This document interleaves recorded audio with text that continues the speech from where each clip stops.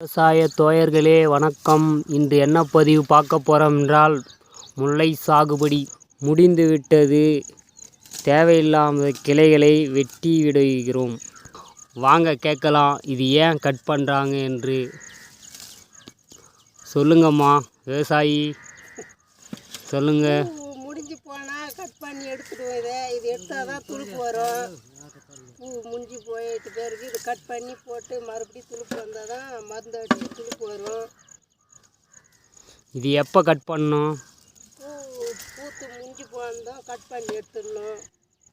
Cut பண்ணிவிட்டு அப்புறமா மருந்து அடித்தா துளுப்பு வரும். மேலுக்கு துளுப்பு வந்து மறுபடியும் கெஜ பிடிக்கும். வாங்க எல்லாரும் இந்த விவசாய தொழில் எப்படி இருக்குதுன்னு பார்ப்பீங்க. முல்லை சாகுபடியில் லாபம் கிடைக்குதா உங்களுக்கு? விலை போகும்போது பூ வரல, விலை போகாத போது தான் விலை போகும்போது பூ வர மாட்டேங்குது. விலை இல்லாத போது தான் பூ நிறைய வரும்.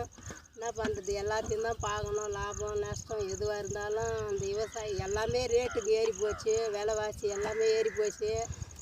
எதுவுமே இந்த விவசாயத்துக்கு லாபமே கிடைக்காது. லாபமுமோ நஷ்டமோ எல்லாத்தையும் பார்க்கணும். என்ன பண்ணுறது, விவசாயங்கள்லாம் வந்து லாபமே பார்க்க முடியாது.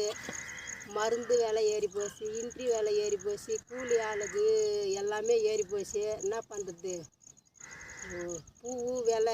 பூ வரும்போது விலை போக மாட்டேங்குது. பூ இல்லாத போது ரேட்டு போகுது. என்ன பண்ணுறது, விவசாயிங்க என்ன பண்ண முடியும்? எல்லாத்தையும் தான் பார்க்கணும்.